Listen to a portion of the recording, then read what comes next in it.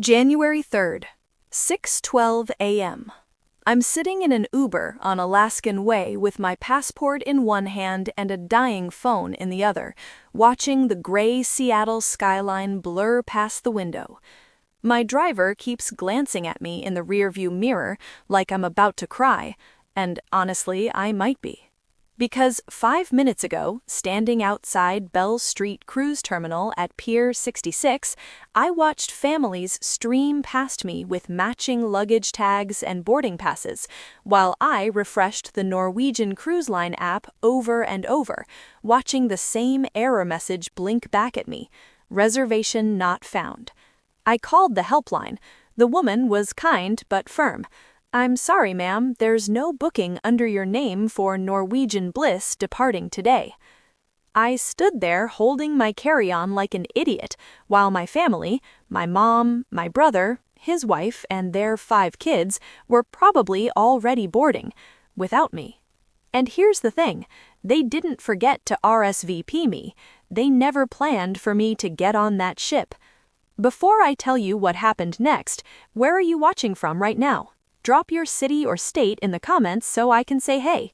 I'm Clara Bennett. I'm 31 and I've been the responsible one in my family for so long that they don't call to check on me, they call when something is due. And if you've ever dealt with toxic family pressure, hit like and subscribe, because this story gets worse. Let me rewind. 2 nights ago, January 1st at 2:58 a.m., my phone started vibrating on my nightstand.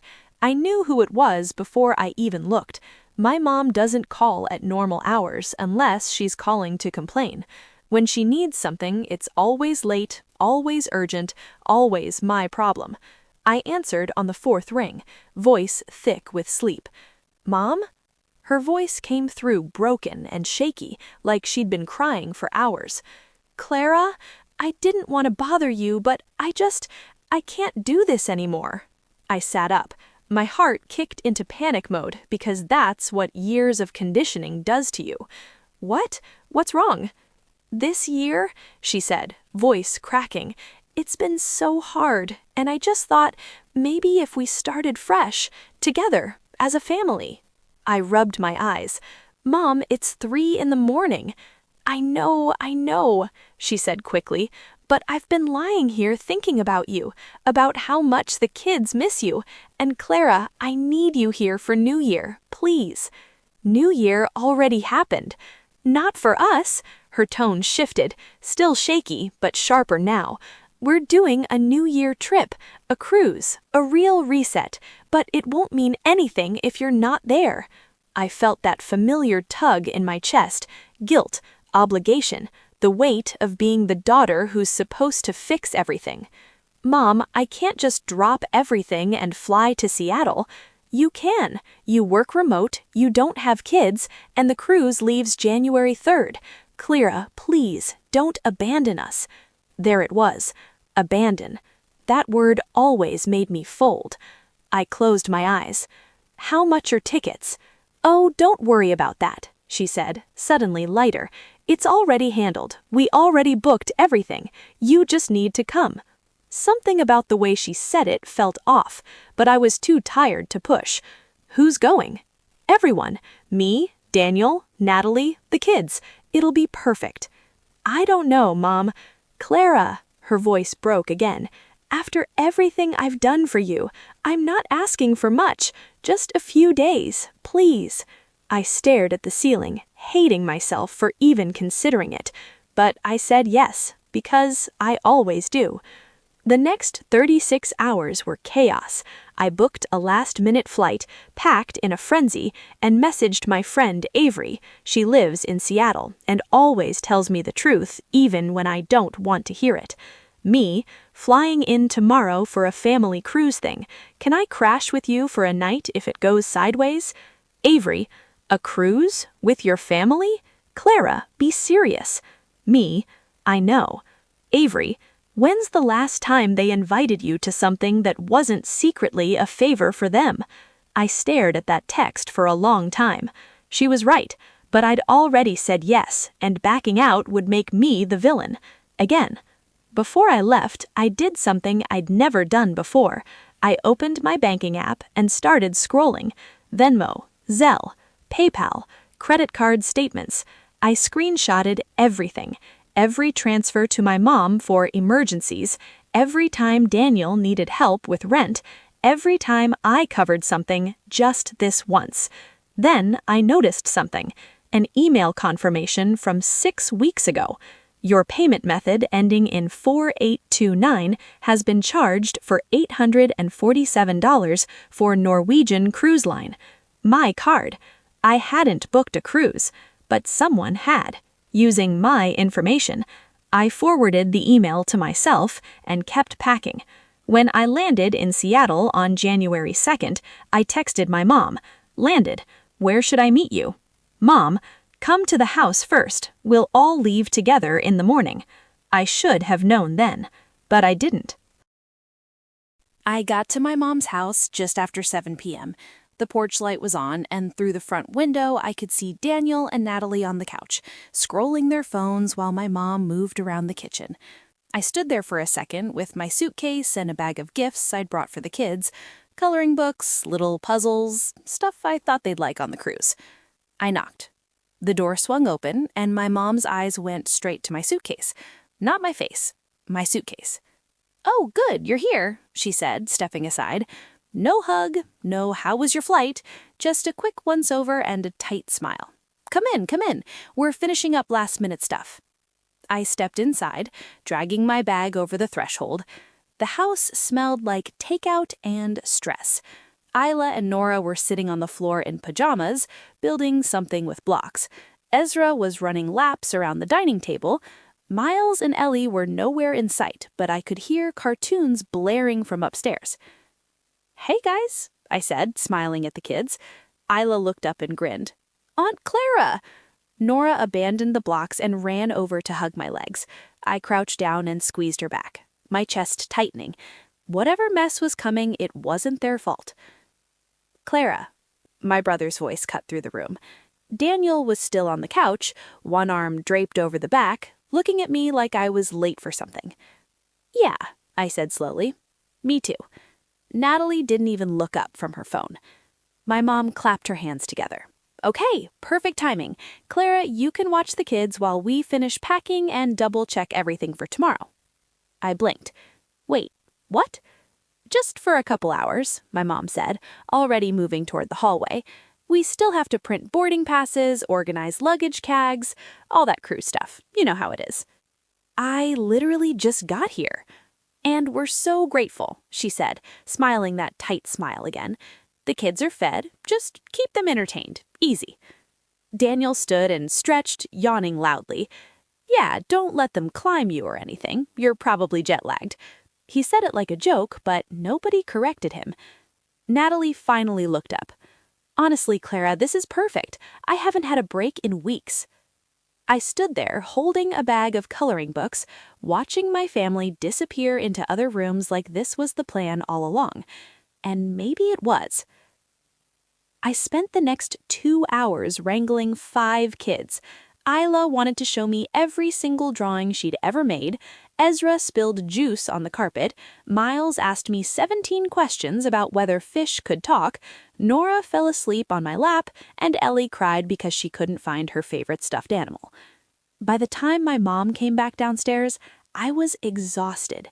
She walked into the living room holding a stack of printed papers, boarding documents, itineraries, luggage tags.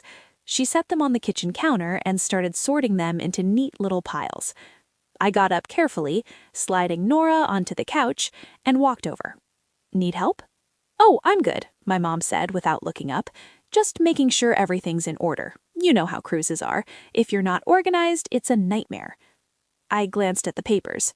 I could see names, dates, cabin numbers. "So," I said casually, leaning against the counter, "what cabin am I in?" My mom paused, just for a second. Then she kept sorting. "We'll figure that out tomorrow," she said lightly. "Figure it out?" I frowned. "I thought you said everything was already booked." "It is," she said quickly. "I just mean, confirming things. It's all handled." Something cold settled in my stomach. "Mom," I kept my voice steady, "what cabin am I in?" She finally looked up, and her expression was so carefully neutral it made my skin crawl. "Clara," she sighed, setting the papers down, "the cruise is sold out. We tried to get you a cabin, but by the time we booked, there wasn't any space left." I stared at her. "Then how am I supposed to go?" "Well, that's the thing. You're not." The room went silent except for the hum of the refrigerator. "What?" "You're not," she repeated this time, slower, like I was the one being difficult. "But it's okay. You'll stay here with the kids, just for a couple days. It's not a big deal." I felt like I'd been punched. "You flew me here to babysit?" "Don't say it like that," my mom snapped. "We need help, Clara. Natalie and Daniel need a break. I need a break, and you're the only one who doesn't have kids, so this is actually easy for you." "You told me this was a family trip." "It is," she said. "We're family, and family helps family." Daniel appeared in the doorway, arms crossed. "Come on, Clara, don't make this harder than it needs to be." "Harder?" My voice cracked. "You lied to me." "We didn't lie," Natalie said, walking in behind him. "We just didn't explain every detail. You're being dramatic." I looked at all three of them, my mom, my brother, his wife, and realized they'd planned this. All of it. The late-night call, the urgency, the guilt. They never wanted me on that cruise. They wanted me to watch their kids while they went without me, and I'd flown across the country for it. Pause. What would you do if your family flew you in and then admitted you were never invited? Would you stay for the kids or leave immediately? I didn't sleep that night. I lay in the guest room staring at the ceiling, replaying the conversation over and over. My mom's face, Daniel's crossed arms, Natalie's casual cruelty. "You're being dramatic." At 11 p.m., I texted Avery. "Me. They didn't book me a cabin. They flew me here to babysit while they go on the cruise without me." Her reply came back in seconds. Avery. "Are you kidding me?" Me. "I wish I was." Avery. "Clara, leave right now. Come to my place." Me. "I can't just leave 5 kids here." Avery. "They left you before they even got on the boat." I stared at that message for a long time. Avery. "They don't miss you. They miss what you do." I screenshotted it and saved it to my photos because I knew I'd need to see it again when the guilt came back. And it always came back. The next morning, January 3rd, embarkation day, I woke up to the sound of suitcases rolling down the hallway. I sat up, groggy and disoriented, and checked my phone. 5:47 a.m. I got dressed and walked into the kitchen. My mom was already there, full makeup, hair done, wearing a new outfit I'd never seen before. Daniel and Natalie were loading a pile of matching luggage by the front door. The kids were still asleep. "Oh, good," my mom said when she saw me. "You're up. We're leaving in 20 minutes." I blinked. "Leaving?" "For the port," she said, like it was obvious. "Boarding starts at 7. We want to get there early." "Right. And I'm supposed to just stay here?" "Well, yeah," Daniel looked at me like I was slow. "The kids don't need to be up this early. Let them sleep. You can handle breakfast and everything, right?" Natalie adjusted her purse strap. "There's a schedule on the fridge. Meal times, nap times, screen limits, it's all written out." I walked over to the fridge. Sure enough, there was a printed schedule, color-coded, laminated, titled Kids Routine, Jan 3 to 7. 4 days. They were leaving me with 5 kids for 4 days. Quick question, guys. Am I overreacting or is this actually insane? Comment overreacting or insane because I need to know I'm not crazy. "You made a schedule," I said flatly. "Of course I did," Natalie said. "I'm not irresponsible." I almost laughed. Almost. Instead, I turned to my mom. "And you're okay with this?" She didn't even look up from her phone. "Clara, we've been over this. It's just a few days. You'll be fine." That's not what I asked. Her head snapped up. Don't start. We have to get to the port. Then go. She blinked. What? Go, I repeated. Get on your cruise. I'm not stopping you. Her expression shifted, confusion, then irritation, then something colder. So you're just going to abandon the kids? There it was again. Abandon. I didn't abandon anyone, I said. You did. The second you decided I wasn't worth a boarding pass. My mom's mouth opened, but before she could say anything, Daniel cut in. You know what? Fine. Be selfish. We'll go and you can sit here and feel sorry for yourself. Selfish? My voice cracked. I've paid your rent. I've covered emergencies. I've sent money every time you asked, and I never asked for it back. And I'm selfish? That's what family does, Daniel shot back. No, that's what I do. You just take. Natalie grabbed Daniel's arm. Come on, we're going to be late. My mom picked up her purse, her jaw tight. We'll talk about this when I get back. Will we? Or will you just call me at 3 a.m. the next time you need something? She didn't answer. They left. All three of them walked out the door, loaded their suitcases into Daniel's SUV, and drove away without looking back. And I stood there in the kitchen, staring at the laminated schedule on the fridge, feeling like the biggest idiot in the world. For the next 3 hours, I ran on autopilot. I woke the kids, made breakfast, refereed a fight over the last waffle, found Ellie's stuffed animal, helped Ezra tie his shoes, wiped up spilled orange juice, read the same picture book twice because Nora asked. The whole time, my brain was screaming. By 10 a.m., the kids were settled in front of a movie, and I finally let myself sit down. I pulled out my phone and opened my messages. Avery, did they leave? Me, yeah. Avery, are you okay? I didn't know how to answer that. Instead, I opened my email and searched for Norwegian Cruise Line. The confirmation email from 6 weeks ago was still there. Your payment method ending in 4829 has been charged $847. I clicked through to the booking details. It was all there. Cabin number, boarding time, add-ons, shore excursions, specialty dining, drink packages. All purchased on my card. I felt something twist in my chest. Not sadness, not even anger yet, just clarity. I screenshotted everything. Then I opened my phone and scrolled back through the last 2 years. Every Venmo request my mom had sent, every Zelle transfer to Daniel, every emergency that turned into my problem. I saved it all. By noon, I had a folder on my phone labeled Receipts. And for the first time in years, I didn't feel guilty. I texted Avery again. Me, can you come over? Avery, on my way. She showed up 20 minutes later with coffee and the kind of expression that said she was ready to commit a felony on my behalf. Okay, she said, setting the coffee down and sitting across from me at the kitchen table. Tell me everything. I did. I told her about the 3 a.m. call, the guilt tripping, the lies, the schedule, the excursions charged to my card. When she finished, Avery leaned back and stared at me. Clara, she said, slowly, they didn't just use you, they planned this. I know. No, I don't think you do. She pulled out her phone and opened the Norwegian Cruise Line website.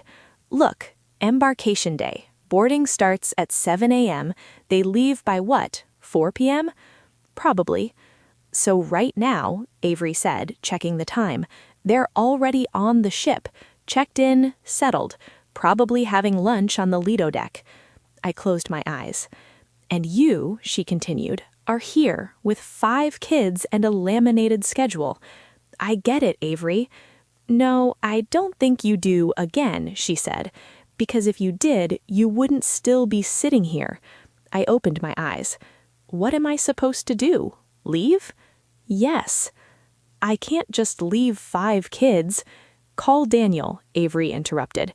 Tell him to turn the car around, or call your mom, or call literally any other adult in this family and make it their problem. Because, Clara, it's not yours. I stared at her. "They don't miss you," she said quietly. "They miss what you do, and until you stop doing it, they'll keep using you." I looked down at my phone, at the folder labeled Receipts. "What if I'm wrong?" I whispered. "What if I'm making this bigger than it is?" Avery reached across the table and took my hand. "Clara," she said, "they charged a cruise to your card and didn't tell you. They flew you here under false pretenses. They handed you a schedule for their kids and left. You're not wrong. You're just used to being told you are." I felt something crack open in my chest. "So what do I do?" Avery smiled, not kindly, the way you smile right before you burn something down. "You figure out what they owe you," she said, "and then you collect." That afternoon, while the kids napped, I sat at the kitchen table with my laptop open and started building a spreadsheet. Every transfer, every Venmo request, every "I'll pay you back." 2 years of help, 2 years of emergencies, 2 years of being the family ATM. The total came to $14,328. I stared at the number for a long time. Then I added a new row, Norwegian Cruise Line, cabin deposit, excursions, dining packages, drinks. Another $1,200. I saved the file. And then I waited, because I knew that the second they got on that ship, the second they felt safe and far away, they'd start texting me like nothing had happened. I was right. At 3:47 p.m., my phone buzzed. "Mom, we're on board. The ship is beautiful. The kids would have loved it. Miss you." I didn't reply. 10 minutes later, another text. "Natalie, how are the kids? Ezra didn't give you trouble at lunch, did he?" I stared at the message. Then I opened the spreadsheet and stared at that, too. And I made a decision. I wasn't going to let this go. Not this time. I didn't respond to any of their texts that first day. Not my mom's fake, cheerful updates about the ship, not Natalie's passive-aggressive questions about the kids, not Daniel's single message at 9 p.m. that just said, "Everything good?" I left them all on red, because I was busy. I spent that evening, after the kids went to bed, doing something I should have done years ago. I audited my entire financial relationship with my family. Bank statements, Venmo history, PayPal receipts, text messages where they promised to pay me back next week, screenshots of my mom's Zelle requests marked urgent. Avery came back over with takeout and sat across from me at the kitchen table, watching me work. "How much?" she asked quietly. I turned my laptop toward her. Her eyes widened. $15,000? $15,528, I corrected, and that's just the last 2 years. "Clara," she leaned back in her chair, "this is financial abuse." I flinched at the word. "It's not." "It is," she interrupted. "They've been using you as a bank, and now they used you as free labor, and they made you feel guilty the entire time." I stared at the spreadsheet, at the numbers, at the proof. What do I do? Avery smiled. "You hit them where it hurts." The next day, January 4th, my mom called. I was in the middle of helping Isla with a puzzle when my phone started buzzing on the counter. I glanced at it and let it ring. She called again, and again. On the 4th call, I answered. "Hi, Mom." Finally, her voice was bright, cheery, like nothing had happened. "Is everything okay?" "Everything's fine." "Oh, good. The kids are behaving?" "They're great." "Perfect." I could hear the smile in her voice. "Well, I just wanted to check in. We're having the most amazing time. Last night we had dinner at the specialty restaurant, and today we're docked in Victoria. We're about to do a whale-watching excursion." I closed my eyes. "That sounds nice." "It is. I wish you were here." "No, you don't," I thought. "Anyway," she continued, "I'll let you go. Just wanted to make sure everything was under control. Love you." She hung up before I could respond. I set the phone down and stared at it. Avery, who was sitting on the couch with Miles and Ellie, looked over at me. "She didn't even ask how you were doing?" "Nope." "Did she thank you?" "Nope." "Apologize?" I laughed bitterly. What do you think? Avery stood up. "Okay, that's it. I'm helping you burn this down." That night, after the kids were asleep, Avery and I sat at the kitchen table with my laptop between us. "Walk me through it," she said. "What did they charge to your card?" I pulled up the Norwegian Cruise Line confirmation email. Cabin deposit, shore excursions, specialty dining package, unlimited drink package. For how many people? 3 adults. Avery's eyes narrowed. So they charged their entire vacation to your card? Not the whole cruise, just the add-ons, about $1,200. $1,200 they didn't ask for permission to spend. Correct. She leaned back. Can you cancel it? I hesitated. Maybe? Look it up. I pulled up the Norwegian Cruise Line website and navigated to the Shore Excursions FAQ. My heart started pounding as I read. Shore excursions can be modified or canceled up to 48 hours prior to the tour departure time. Refunds will be processed to the original payment method within 7 to 10 business days. I looked up at Avery. She was grinning. Do it. I don't know. Clara, she said firmly, they stole from you. You have every right to take it back. I stared at the screen, at the list of booked excursions. Whale watching, city tours, wine tasting, all purchased without asking me. What if they freak out? I whispered. They're going to freak out either way, Avery said. The question is, do you want to freak out now or keep letting them walk all over you? I thought about the 3 a.m. call, the lies, the laminated schedule. I thought about my mom's voice on the phone today, so casual, so unbothered. I wish you were here. No, she didn't. I clicked into my account and pulled up the list of booked excursions, and one by one, I started canceling them. Was canceling the excursions justified? Yes or no? Tell me why, because this is where people split. I didn't hear anything from them until the next morning, January 5th. I was making breakfast when my phone started blowing up. First Daniel, then Natalie, then my mom, all calling at once. I let them ring. Then came the texts. Daniel, what the hell did you do? Natalie, are you serious right now? Mom, Clara, call me immediately. I poured myself coffee and sat down at the kitchen table. Then I opened the group text thread they'd started without me before the trip and sent a single message. Me, good morning. Hope you're enjoying the cruise. My phone exploded.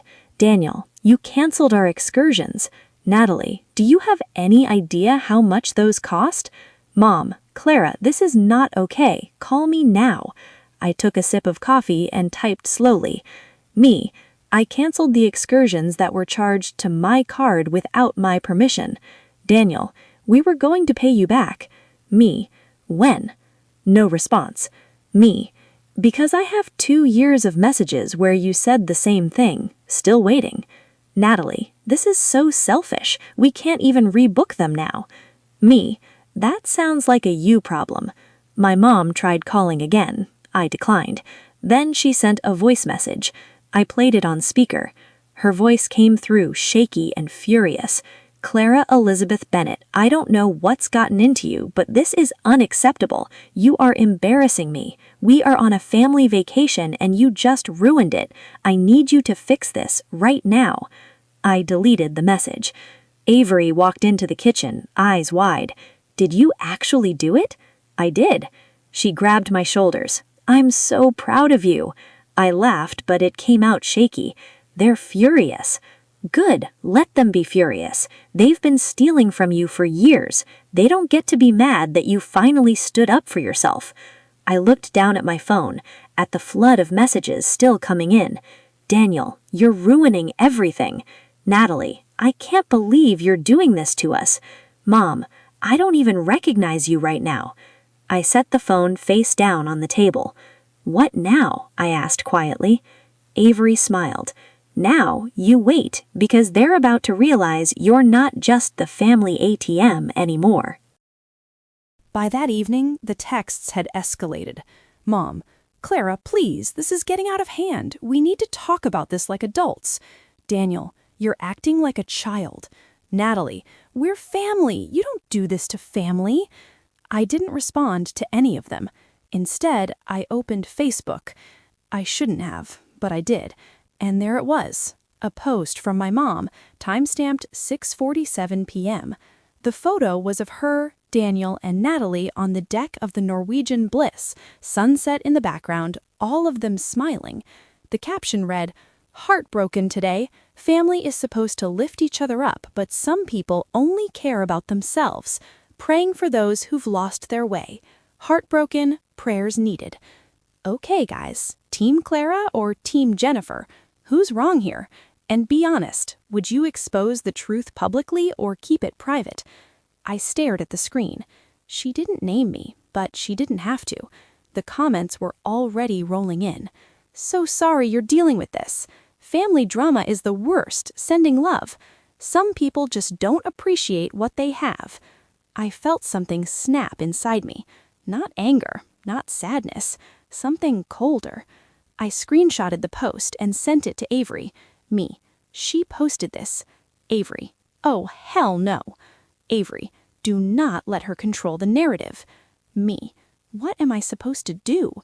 Avery. You have receipts. Use them. I stared at my phone, at the folder labeled receipts, at the 2 years of proof, and then I did something I'd never done before. I opened Facebook and I commented on her post. Clara Bennett. "Mom, I'd love to talk about this like adults. Let's start with why you charged $1,200 in cruise excursions to my credit card without asking, or why you told me I was invited on a family trip and then admitted I was never booked, or why I'm currently watching 5 kids while you, Daniel, and Natalie vacation on a ship I helped pay for. I have screenshots if anyone needs clarification. Happy to share." I hit post before I could second guess myself. Then I turned off my phone and sat in the dark kitchen shaking. Avery called me 10 seconds later. "Clara!" "I did it," I whispered. "I saw. Do you know what you just did?" "Probably ruined my life." "No," Avery said, voice fierce. "You just took your power back." I didn't turn my phone back on until the next morning. When I did, I had 47 missed calls and over 200 notifications. My stomach dropped. I opened Facebook. The post, my mom's post, was still there, but now my comment had 89 likes, and the replies, "Wait, what? She charged your card without asking? So you're babysitting while they're on the cruise? That's insane! Jennifer, is this true?"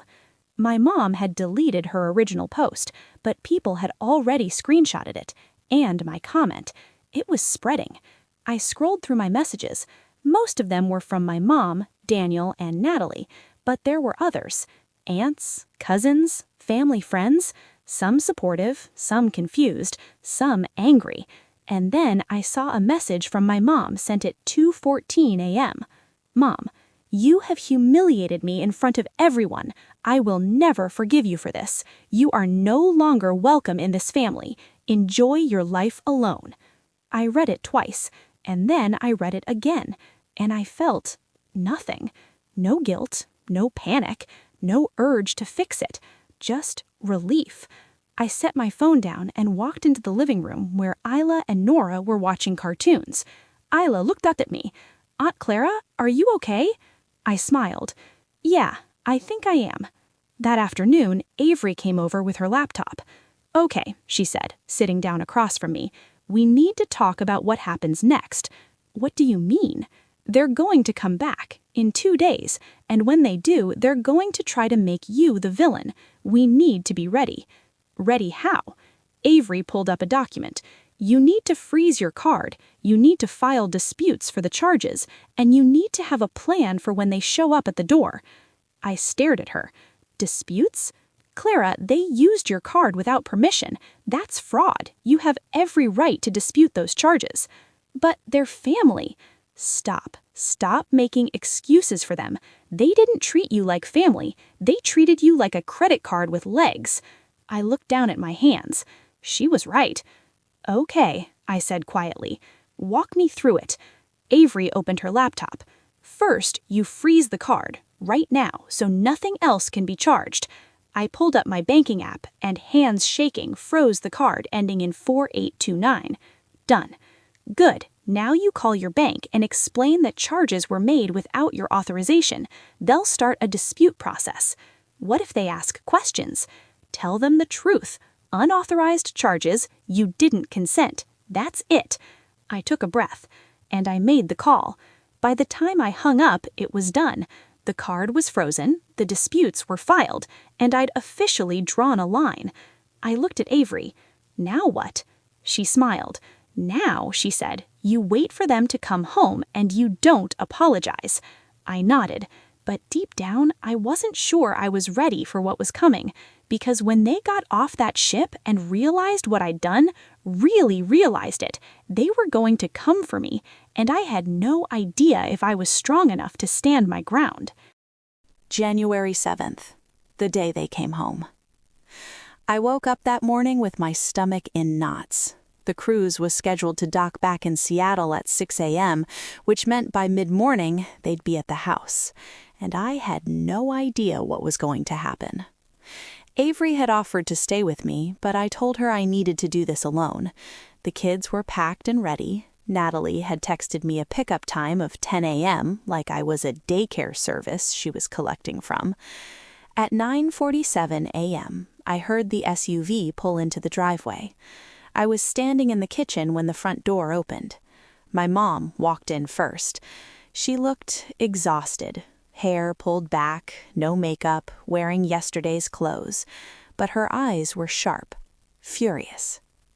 Daniel and Natalie followed, both silent, both staring at me like I'd committed a crime. The kids ran to them immediately, shouting and hugging and talking over each other about everything they'd done while their parents were gone. My mom barely acknowledged them. She walked straight to me. "We need to talk," she said coldly. "Okay," I said, keeping my voice steady. "Let's talk." She glanced at Daniel and Natalie. "Take the kids to the car." Natalie grabbed Isla and Ezra by the hands without a word. Daniel scooped up Ellie and gestured for Nora and Miles to follow. Within 2 minutes, the house was empty except for me and my mom.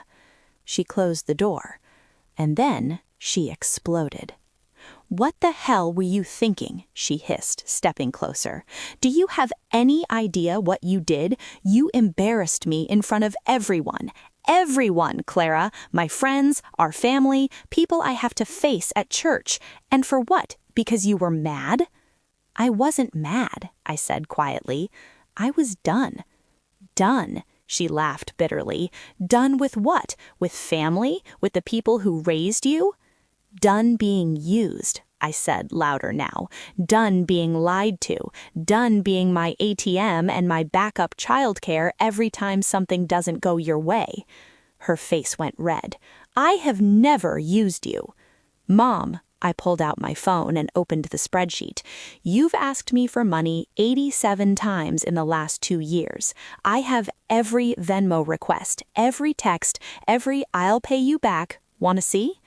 She stared at the screen, then looked away. "That's what family does. Family helps each other." "No," I said. "Help goes both ways. This was one way, always." "You didn't have to say yes," she shot back. "You made it impossible to say no," I said, my voice shaking now. "You called me at 3 a.m. crying. You told me I was abandoning you. You flew me here under the pretense of a family trip, and then told me I was babysitting while you went without me. Do you know how that felt?" "Oh, stop being so dramatic," she snapped. "It was a few days. You survived."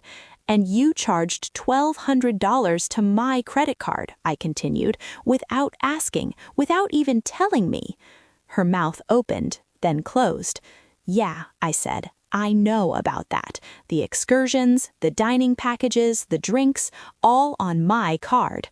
So when you got on that ship and posted about how heartbroken you were, I decided I was done letting you pretend I was the villain." "So you aired our private business on Facebook?" she said, voice rising again. "You humiliated me in front of the entire family?" "You humiliated yourself," I said. "I just told the truth." She stepped closer, eyes blazing. "You are selfish. You always have been.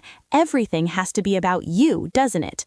"I paid for your vacation," I said flatly, "and you left me with 5 kids. Who's selfish?" She opened her mouth to respond, but before she could, my phone buzzed. A notification from my bank. "Your dispute for charge ending in 4829 has been processed. Refund of $1,247 will appear in your account within 7 to 10 business days." I turned the phone toward her. She stared at the screen, and for the first time, I saw fear in her eyes. "What did you do?" she whispered. "I filed a dispute," I said calmly, "for the charges made to my card without my permission." "You can't do that." "I can," I said, and I did. Her hands started shaking. "Clara, you need to reverse that right now." "No." "Clara," her voice cracked, "do you have any idea what this is going to do? Do you know how much we spent on that trip? We were counting on—" "My money," I finished. "Yeah, I know." She stared at me, speechless. "You didn't fly me here because you missed me," I said quietly. "You flew me here because you needed something from me. And when I finally said no, you tried to make me the villain. But I'm not. I'm just done being yours." She took a step back, eyes welling up. But this time, I didn't feel guilty. I felt free. "Get out," she said, voice trembling. "This is your house. I'll leave." I grabbed my suitcase, still packed from the day I arrived, and walked toward the door. "If you walk out that door," my mom said behind me, "don't come back." I stopped, turned, and looked at her one last time. "Okay," I said, and I left. I went straight to Avery's apartment. She opened the door, took one look at my face, and pulled me inside. What happened? I dropped my suitcase and sat down on her couch, hands still shaking. I did it. I told her everything, and she told me not to come back. Avery sat down next to me. "How do you feel?" I thought about it. "Lighter," I said finally. "Good." She handed me a mug of tea. "That means you did the right thing." For the next hour, I told her everything. The confrontation, the dispute notification, my mom's reaction. And then my phone started buzzing. "Daniel." I declined the call. He called again and again. Then came the texts. "Daniel, you need to fix this now." "Daniel, do you have any idea what you just did to us?" "Daniel, we can't afford to pay for that trip without your refund." I stared at the messages. Avery leaned over and read them. "Oh my God, he's literally admitting they were counting on your money." "Yeah," I said quietly. My phone buzzed again. This time, a voice message from Natalie. I played it on speaker. Her voice came through, shrill and furious. "Clara, I don't know what kind of game you think you're playing, but this isn't funny. You just cost us over $1,000. We have 5 kids. We can't just absorb that. You need to cancel that dispute and send us the money today." Avery's jaw dropped. She has audacity. I deleted the message. Then my mom called. I answered. "Clara?" Her voice was different now. Pleading, desperate. "Please, please just, let's talk about this. We can work it out." "There's nothing to work out," I said. "Don't say that. I'm your daughter. I love you. I made a mistake, okay? We all did. But we can fix this. Please, just undo the dispute and we'll figure everything else out." "No." "Clara?" "No." I repeated, firmer this time. "You didn't make a mistake. You made a choice. You chose to lie to me. You chose to use me. And now you're upset that I stopped letting you." "Please," she sobbed. "We're family." "Family doesn't do what you did to me." "I'll pay you back. I swear, every cent. Just give me time." "You've been saying that for 2 years. I don't believe you anymore." She was silent for a long moment. Then her voice turned cold again. "Fine, if this is how you want it, fine, but don't come crying to me when you realize you have no one." "I'd rather have no one," I said quietly, "than people who only want me when they need something." And I hung up. The next few days were quiet. I stayed at Avery's, worked remotely, avoided social media. But I checked my bank account. On January 10th, the refund posted. $1,247. I stared at the number for a long time. It wasn't about the money. It was about the principle. It was about finally saying no. Avery knocked on my door that evening. "How are you doing?" "I don't know," I admitted. "I keep waiting to feel guilty." "And?" "I don't." She smiled. "Good. That means you're healing." I looked down at my phone, at the group chat that had gone silent, at the contact names I hadn't deleted yet. "Do you think they'll ever apologize?" I asked. Avery sat down next to me. "Honestly, probably not.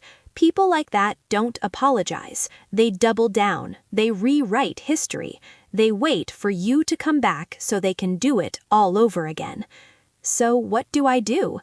"You live your life," she said simply, "without them, and you remember that you are not responsible for fixing people who refuse to see they're broken." I nodded slowly, and for the first time in years, I believed it. 3 weeks later, I got a message from my mom. "Mom, I hope you're happy. You've destroyed this family." I read it twice. Then I blocked her number. And I didn't feel guilty. I felt free. If this story made your blood boil, hit like and subscribe for more. And if you've ever been the family scapegoat, the one who gives and gives until there's nothing left, drop your story in the comments. Someone reading this needs to know they're not alone. Because you're not the villain for setting boundaries. You're not selfish for protecting yourself. And you're not obligated to set yourself on fire to keep people warm who wouldn't even notice if you were burning. New Year was supposed to be a fresh start. And it was, just not the one my family expected.